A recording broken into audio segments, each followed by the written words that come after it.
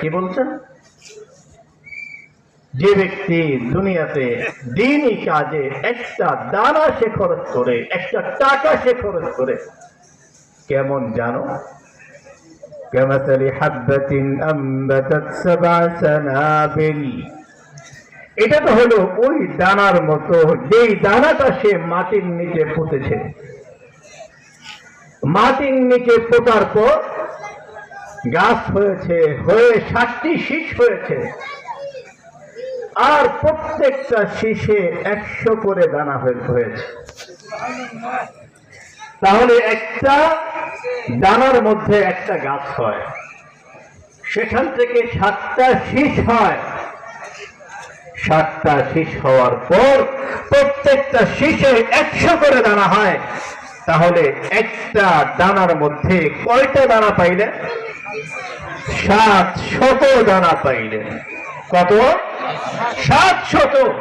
আপনি খরচ করবেন 1 টাকা, আল্লাহর কোরআনে কারীমের ঘোষণা, আপনি পাবেন 700 টাকা। সুবহানাল্লাহ বলবেন না? সুবহানাল্লাহ। আল্লাহ তাআলা পরে বলেন, বান্দা তোমাকে আমি 700 দিয়েই শেষ করে ফেলবো, এটা না। ওয়াল্লাহু ইউদাইফু লিমান ইয়াশা। আল্লাহ বলেন, বান্দা তোমার ইখলাস যেমন হবে, নিয়ত যেমন খালেস হবে, আন্তরিকতা যেমন হবে, আমি তোমাকে সে পরিমাণ দিব। 700 পর্যন্ত শেষ না, ইখলাস যেমন নেকি তেমন। এজন্য মুহতারাম হাজিরিন, দিনী কাজে সহযোগিতা করবেন তো?